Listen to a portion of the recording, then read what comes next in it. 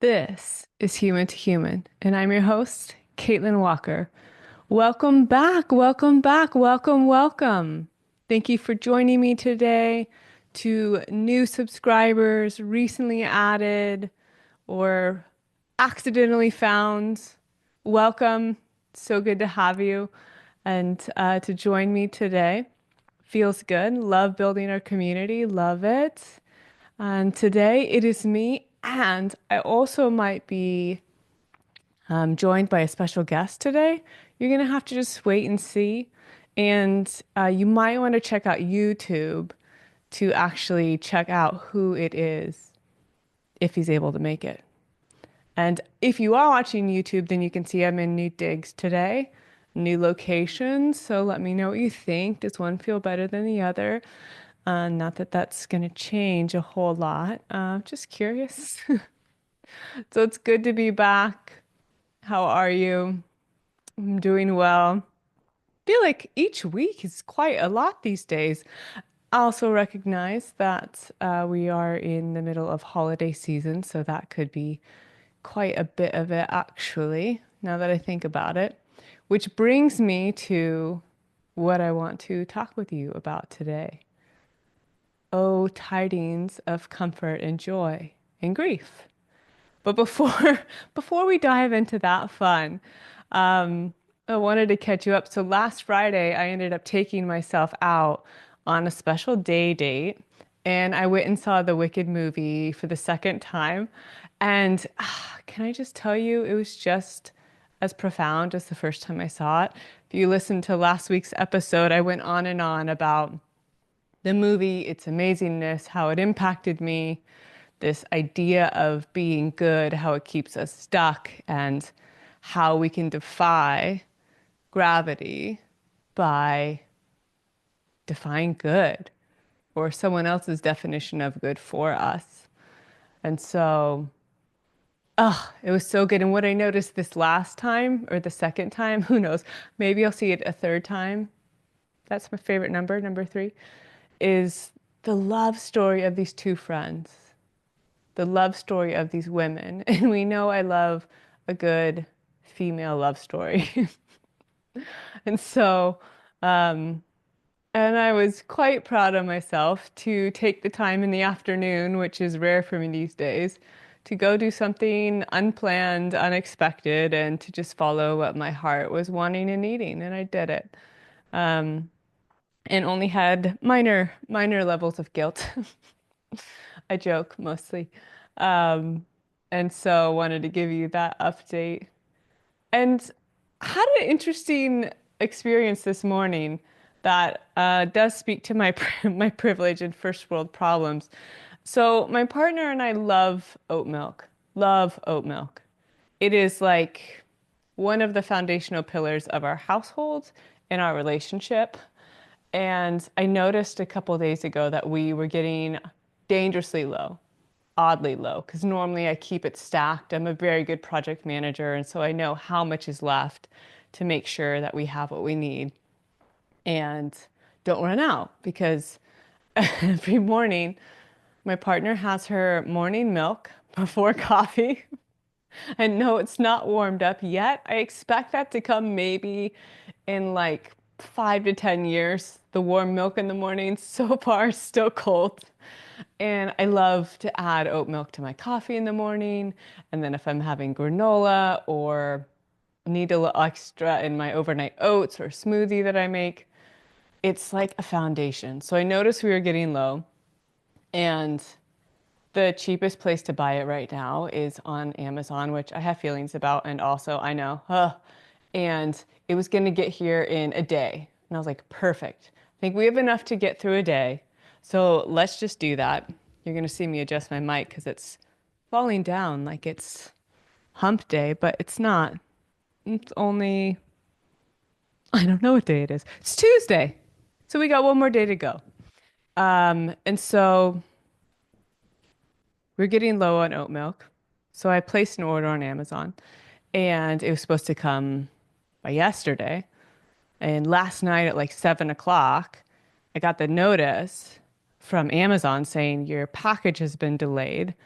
I'm like, oh, what? Oh no. And if it doesn't arrive in 2 days, then click here for a refund, which is never a great email to get from Amazon because that means, oh shit, I lost it. It's not coming. So get a backup plan together. And I was like, okay, let it go, Caitlin. You're going to be fine. We have other non-dairy milk that I could open if need be. And like, just let it go. Let it go. And so I was like, okay, yeah, yeah, yeah, you're right, Caitlin, you're right, you're right. We'll let it go. And then probably 45 minutes later, I was like, well, let me just see. Let me see if there's another option. Maybe I could just buy a different package of six of these oat milks and it could be delivered the next day, which is a day sooner than the delayed milk. And then problem solved, and I can return one or just keep it because we go through it so much. And so I did, and it was going to be delivered the next morning. So this was last night. So this morning between the hours of 7-Eleven, which is ridiculous because of how fast that is. And I was like, oh yeah, baby, I'm all about this. Morning milk, we're back because there wasn't even enough to add to my coffee. That's how low we were. And so I was quite proud of myself. And I was like, yes, figured out the morning milk. Thank you, Amazon, for tirelessly working in all of the problems that you create secondarily and also the good you create with all the jobs. Anyways, so it's this morning and I wake up and I'm like, oh, it's milk delivery day. And then I flash to what it might have been like in the 1920s or something, where like people waited for the milk deliveries every morning. You know, the kind that would arrive in that crate and then there it's in the glass bottles and it's fresh milk. I know mom's is she had that experience, my stepmom, and who's really my mom, and so she had that like morning milk experience, and I feel like I missed out. And here I was having a morning milk experience. I felt this excitement and hope about like, oh, when's it gonna come? I can't wait. I was planning my breakfast around it. And it's like 6:30 at this point. I'm like, oh my God, I could be here as soon as like a half hour. And I was trying not to get my hopes up too much. I'm like, maybe it's gonna be more like 2 hours. So let's just cool your jets, Caitlin. Just let it be, let it go and flow, girl. And so I waited. I'm like, oh, this must be the morning milk thing, like milk delivery. My partner shared that she had morning milk deliveries when she was a kid, but it came in like these little cartons that I imagine were probably like the cartons like I had in elementary school. I don't know. And so I waited and waited and with this like excitement, kind of like excitement that like as a kid I had at Christmas or something like that, right? Like, ooh, that anticipation and like, it's gonna be so enjoyful. That's not a word. Uh, enjoyful. Is it joyful? Enjoy it. It's gonna be so good. And guess what? It's still not here. So Amazon missed its window delivery again, and I had to have some different non-dairy milk this morning. And I'm happy to report that I am intact, that all is okay.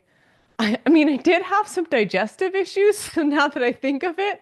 Oh, was it my morning milk routine because it was different? Who knows? And um, I'm sad to say I missed out on my morning milk delivery experience. So I'm gonna have to set up something for some kind of repair process around that and hopefully then be able to have that experience because that was something that I was actually quite excited about. Morning milk. Who knew? And I don't know. Are there that many people buying oat milk right now? There's that many people buying things on Amazon. That's probably for certain. But so all that to say, my morning milk experience. And I was excited for it because there was a sense of comfort and joy that it brought. Do you like that segue? Uh, and so that's what I want to talk to you about today as we are in the swing of holidays, as I'm noticing the impact on me. I'm noticing the impact on my clients. and just been really curious around how to do things different this year. And each year I find myself with that question, how can I do the holidays, maneuver through in a way that feels more authentic to me, not just what I learned or not get caught up in the bustle or the hustle. And also been really curious about, oh, did you see my guest just join me? For those of you on YouTube and those of you listening, you probably just heard him. I'd like to introduce you, good timing, bud, to the handsomest guest that I've ever had on the show. The only guest I've had on the show, and the handsomest, which would hold up and probably will for years or decades to come. He is one of the most kind souls that I know, very particular and can be quite stubborn in beautiful ways. And he happens to be the man of the house. And yes, lesbians can have men of the house. They can have one or several. And guess what? It can look however we want to. So he is the man of this household. And he's the sweetest boy, the most handsomest boy. Shout out to the Handsome Pod. I think he actually rivals Biggie, Fortune Feimster's dog. Tell her, do it, tell her. Tell her I said it. I'll stand by that too. And we're going to have a dog model off.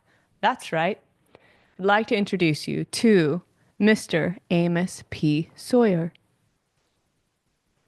Oh, he's getting a little blurred, but do you see how handsome he is? That's my boy. So he joined us today and he might have things to say. He's a very opinionated guy. And oh, yeah, he just huffed. So he's agreeing with that situation. And so comfort and joy, oat milk, that's one way. But I've been thinking a lot lately about this sense of comfort and joy as we're in the holidays, how to do things different, how to be more authentic, more in alignment with myself, and ways that feel good now, not just ways that felt good then, and break out of even the like subtle ways that my old trauma or attachment stuff gets kicked up in the holidays differently. And this podcast was actually expired. I started writing again, and I'm working on my second book, and wrote a chapter called "Oh, Tidings of Comfort, Joy, and Grief." And I speak about this, and I might actually read an excerpt from you in this idea of storytelling and to share a bit with you what came up for me as I've been thinking through this time of season, what it means to me, what old pieces from the past are still creating a hitch in my getty up and taking me out of alignment, or places where I'm leaking my energy, and really exploring how I can heal that and move forward in a different way, or not even move forward, just exist in a different way.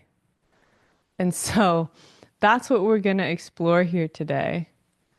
And because I wonder if that resonates with you as well. There's so much noise, there's so much fastness, and everyone talks about it every year, right? The holidays, the bustle, the expectations, the this, the that, the this, the that.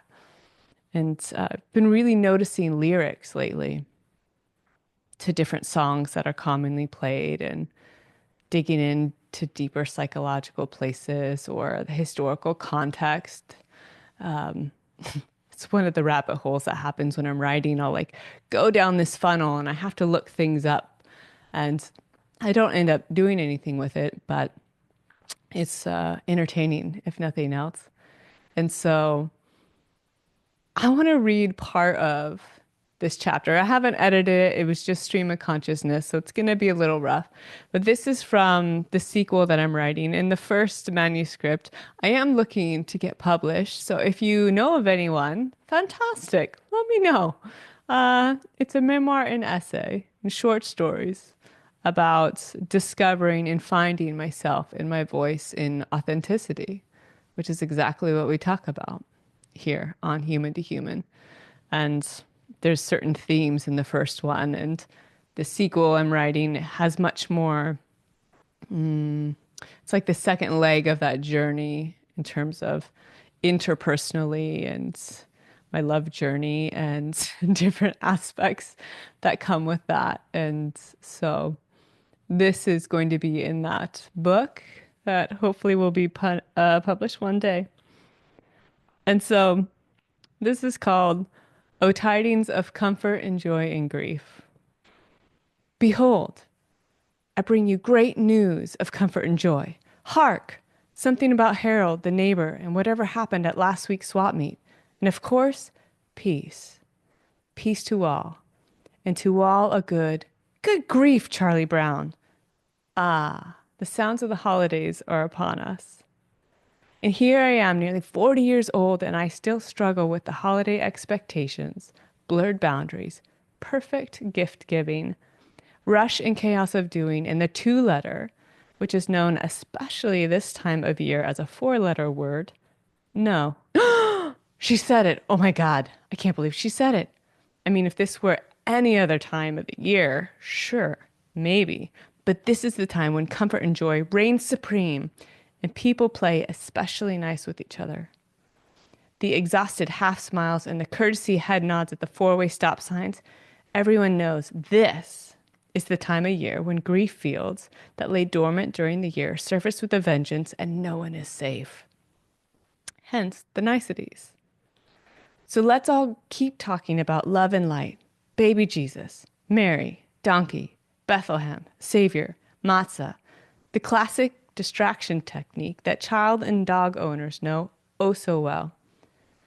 Well, humans being human, it only took a matter of time before they started catching on and the distractions lost their oomph. So people eventually caught on that these original distractions were not enough and reinforcements were needed. And one may consider this Operation Cover Over Grief, or OCOG, or OCOG. Ooh, I like that. Oh, cog, how lovely are your tactics. You come in hot and distract a lot. We're grateful for your antics. You shine bright and sparkle lots with catchy words that we're all taught. Oh, cog, how lovely are your tactics. Christmas, Santa, old man who watches you year round, not in a stalker way, because he's married. But is he? He likes elves, has elf friends. This is normal, nothing to be afraid of, nothing of concern. He works one day a year, generous, gifts, gifts, gifts, sparkle, bells, lights, hot cocoa, comfort and joy, comfort and joy, comfort and joy. Then the gods sat back and thought, yeah, I think we nailed that one. That's going to take a while for the feeble brains to escape those distractions. And so here we are in 2024, mostly happily distracted and chasing our childhood dreams and fantasies of a holy night where all is bright and peaceful. It's exhausting to even think about, which is another tactic of the Christmas gods. They really up-leveled their game this year. As I was saying, at nearly 40 years old, I was still trying to feel a sense of meaning and belonging by buying the perfect gift, making perfectly baked cookies that looked catalog worthy, emotionally caretaking for others who were unable to do so themselves, saying yes to things because of the potential of the experience, and losing sleep at night as ruminating sugar plums danced in my head about what was left on my to-do list. Goddamn OCOG. Gets me every time. And we know there's comfort in the familiar, that there's a feeling of safety in what is known.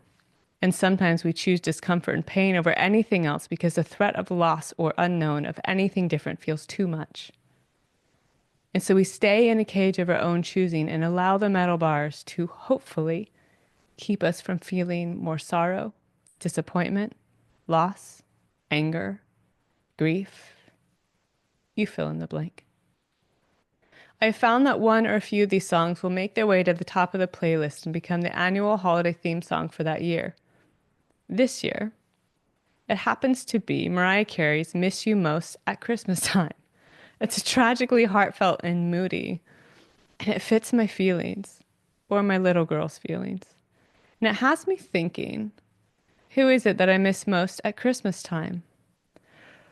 Oh boy, here we go. Another deep dive into something that needs not be analyzed, and yet it's what I do best, so alas we go. So who was it that I was missing at Christmas time? I sat with this question and tried on several answers. Was it my family? Was it my mom?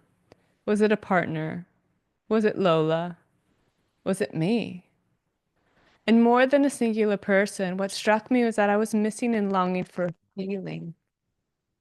a feeling of connection, of safety, of comfort, a feeling of belonging and simplicity in which two hearts can be present in innocence and joy, a feeling where the complexities of life and struggle can be suspended in time and my heart can be held in tenderness and peace. A feeling where jubilee and silliness gets full permission to exist, worry and fear yielding their right of way. A childlike wonder, awe, beauty, generosity. That is what I miss most at Christmas time. And I also think that I miss myself at Christmas time, that I lose a connection and feeling within myself, which exacerbates the original longing for that feeling, the feeling of Christmas, for connection, warmth, peace, joy, safety, simplicity. In my longing for the feeling and getting caught up in the OCOG, I lose my connection with myself, which exacerbates the longing. I cannot experience the feeling that me and my inner children long for if I am out there for all to see. I cannot receive connection, love, safety, belonging if I am not at home first within myself. This is a double entendre, which I have no idea what it means, but it has the word double in it, so I'm sure it fits. And so I wonder for you, I go on and on,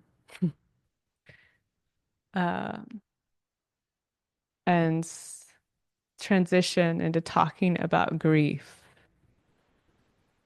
And so I wonder for you, what is it that you miss most at Christmas or the holidays or this time of year as we go into the solstice in the winter, the quiet months,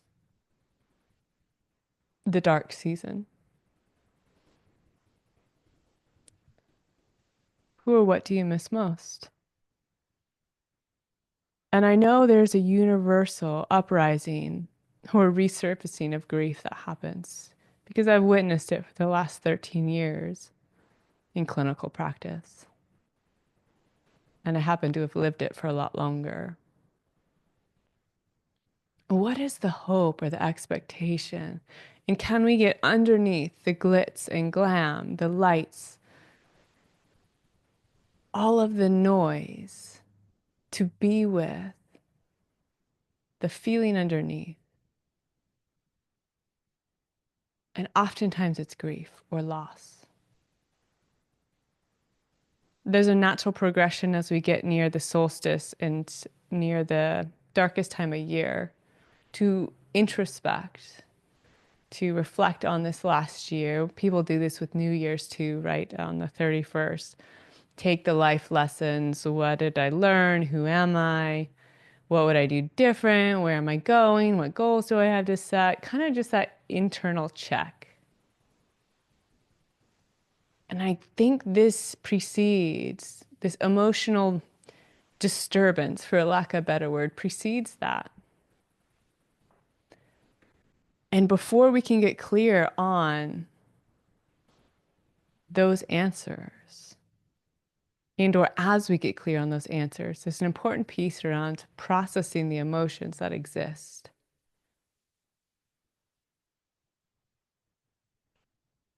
And also to consider what that grief or what that emotional experience internally needs as we experience comfort and joy in real time. Not the pomp and circumstance, not the way things used to be, not the hope for a potential of an experience, not having to manage everything. How do we let go and accept what is? And more importantly, accept ourselves in what is. And how might that then bring us a sense of comfort and joy? Because if I am home within myself and I don't have the OCOG blaring in the background or the foreground or like a boombox on my shoulder like it's 1983, then how might life feel different?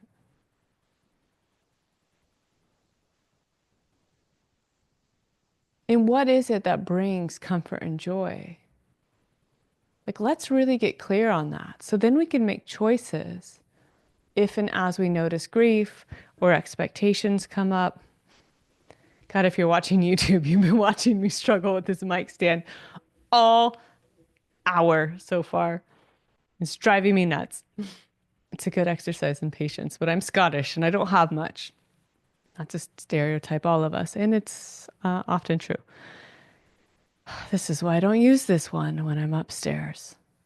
Um, it's just a little break in the emotional intensity for you. You're welcome. And if I could, I'd just take it off, but there's a little screw thing here. So for those of you being like, why doesn't she just hold it and fuck the stand? Um, so comfort and joy, what is it that brings you that? For me, it's soft blankets. It's cuddles with Amos, the handsomest boy in the world. It's lately it's been coloring in a coloring book of one of my favorite places in the world. Um, Sometimes it's meditation, sometimes it's good food, sometimes it's good wine. That's more of the joy category, I guess. It's placing a hand over my heart and saying, I see you, I'm here.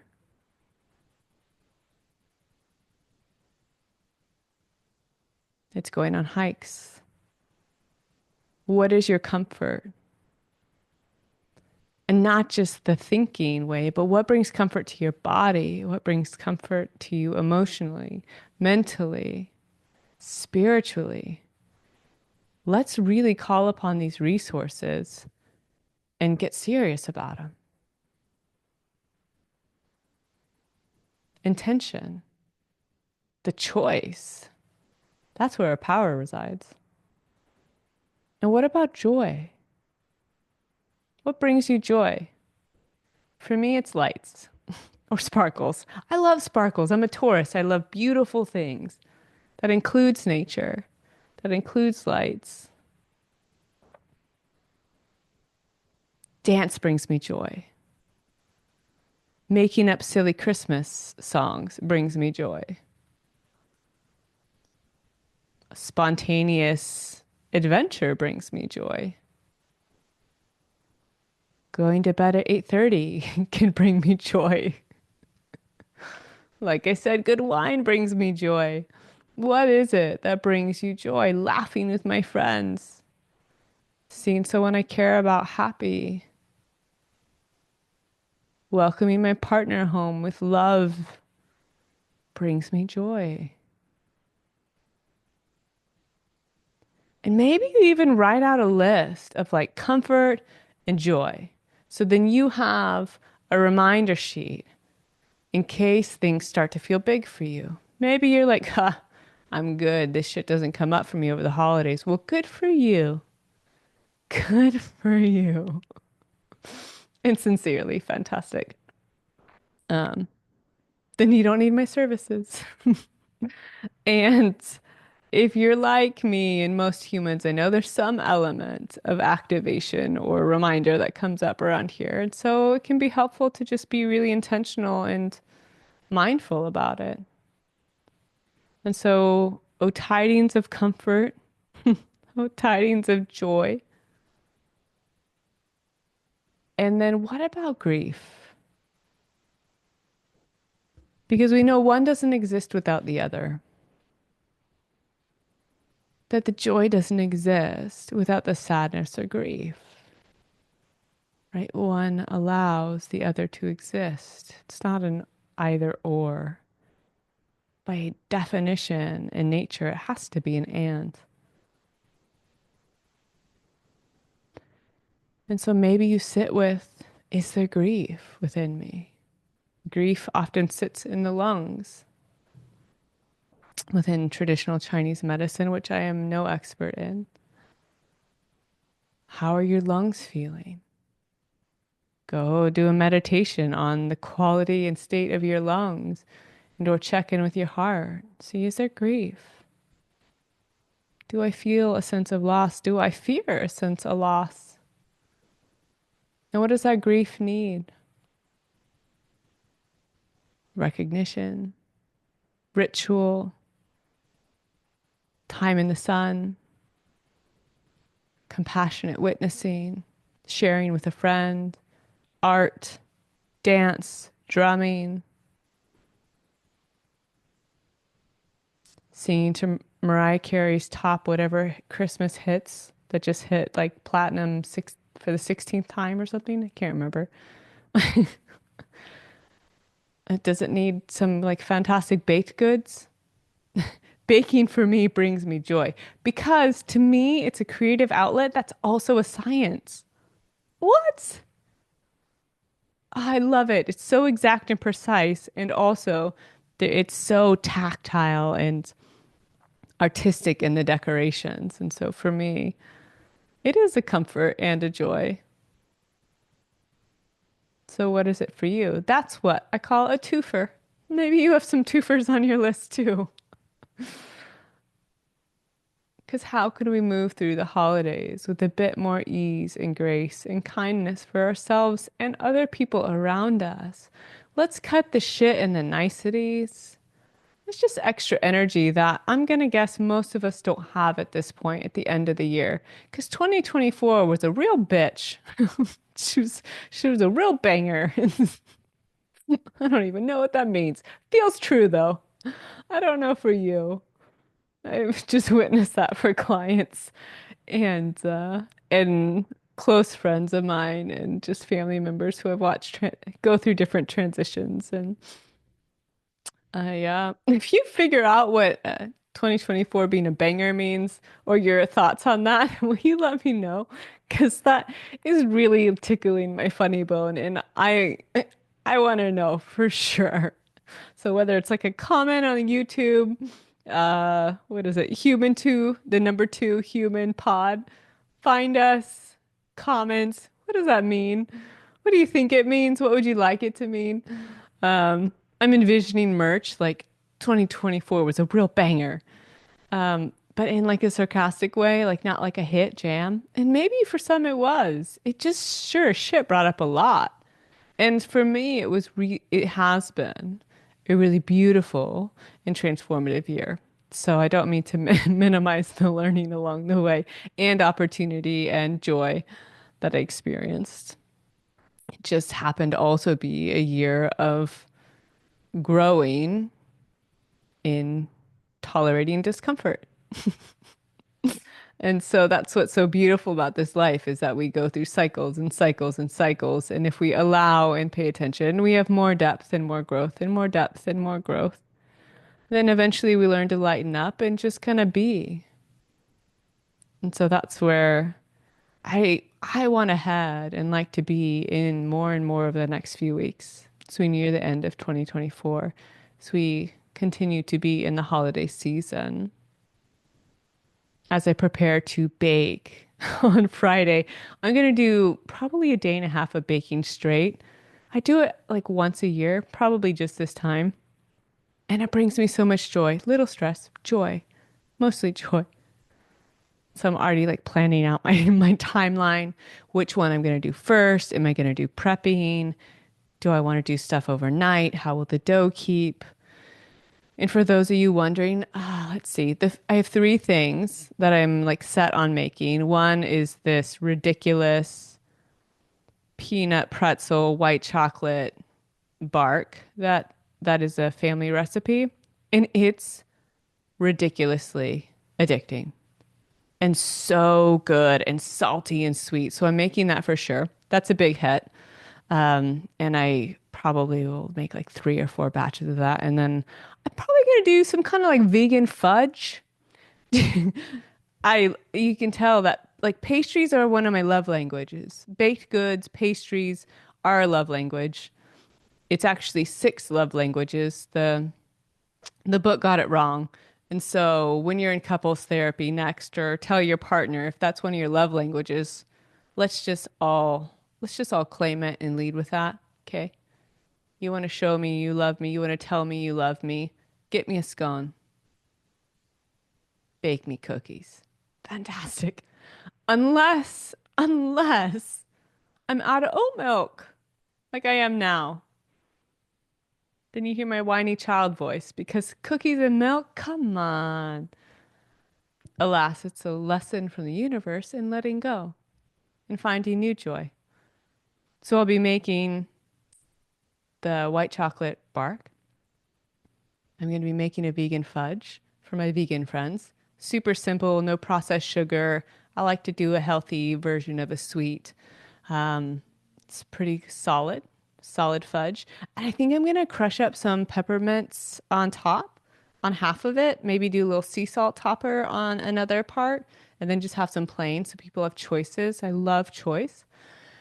And then the third one I'm gonna make for sure is a gluten-free shortbread cookie. That is ridiculous. I mean, my last name is Walker. Walker shortbread cookies are classic, delicious, and I can't eat the gluten, although I do know they make a gluten-free version. And so I love shortbread, not just because it's related to my namesake. And so I have this fantastic recipe that I tend to do, and I use these little snowflake cutouts, and so they look all beautiful, and maybe I'll drizzle some dark chocolate over top of them. And you can probably even hear how much joy it brings just to tell you about my baking plans. And so that's on my calendar as one way to take care of myself and also give gifts to those that I love, which brings me joy in my neighbors and bringing a little sweet, a little comfort. Sugar gives you a little dopamine hit. So maybe you explore that comfort, joy, while tending to grief. We're not going to dismiss it this time, or you are. I'm not going to dismiss it this time. And usually I can't anyways. It's very relentless. Although I have tried my damnedest in decades past and gotten pretty good at running from it. And guess what? Just results in joint pain and hip issues and everything else. So learn from my learnings. Yeah. Because the OCOG of avoiding grief doesn't bring us more wholeness or connection. It's actually the antithesis. It disconnects us from ourselves. It disconnects us from others. And then we're left with the feeling anyways. We're just more depleted and exhausted afterwards. So let me know what you think. Let me know what brings you comfort, what brings you joy. I was going to say, oh boy, I was going to say, let me know about the grief. And there is a part of me that wants to hear. And there is a part of me that's like, girlfriend, boyfriend, them some, like, them friends. Is that it? Girlfriend, boyfriend, them friend. Yeah, there's plenty of it. There's plenty of it. So maybe don't share that with me as much in this forum. And of course, you're welcome to share if it's supportive. I just won't be your therapist back. Okay. Um, yeah, let's just own our shit, take accountability, choose love, and keep growing and healing together. And my neighbor, if you can hear it in the background, has decided to use some saw. And so he is illustrating that we are all under construction. And Amos too. I mean, he's waking up here, so you can tell if you're watching YouTube. Oh, no, he went back to sleep. He has nothing to say. Um, so yes, let's choose comfort and joy and love and also honor grief because if we honor and acknowledge our grief, we acknowledge and honor the love that it connects with and it connects into. One doesn't exist without the other. We don't grieve if we don't love, which has been a lesson that I come back to time and time again that you'll read about in the first book and also in the second one that I'm working on. And so, as catchy as that OCOG song was, and you're welcome. Maybe I'll find like a musical track to put behind it. I mean, I know it has one, but I have to like create it a little different. Maybe I'll come out with a human to human holiday soundtrack and I'll just remake the lyrics of the songs into like silly or psychological processing tools. I actually make up songs all the time and just sing them about, usually it's about my pets. Sometimes it's about people or just what's happening in the moment, and it brings me joy. And sometimes it brings me comfort, and it helps me to connect into a vibration that feels better than where I can be at times. And so let's allow, let's invite, let's grow, let's connect in community in authentic ways. So we're choosing authenticity over attachment, and we're not sacrificing our authenticity to be attached. And we attach first here within oneself, and then from that place, connect outwardly. And also let me know, do you think Amos rivals Biggie in handsomeness? I mean, I know you saw him for just a little bit, and I don't want to wake him up again because don't wake the sleeping baby. And I'm pretty sure. So let me know too in the comments, not just your comfort and joy things. Let me know about Amos. Do we need to have like a model dog with like Biggie and Amos? If you don't know Biggie, Biggie is Fortune Feimster, the comedian's I don't, it's some kind of like palm mix, but it's tiny. He's pretty freaking cute. He looks like a stuffed animal. And I'm gonna assert the end of 2024 here. Let it be known that Amos is as cute, if not cuter, than Biggie. So if you enjoyed today's episode, hit like or subscribe, share it with the friends. Honored to have you join me. It's been fun. It's been a little different to share some of my writing. It's not edited and a little clunky, and that's human, right? And I share in with the intention of creating connection and familiarity and normalizing parts of this human experience. So get ready for the next episode. It's going to be a hoot. Might even have another surprise guest. Yeah. Uh-huh. Be nice. And not nice, the nice girl thing. Be kind. And as always, let's choose to love.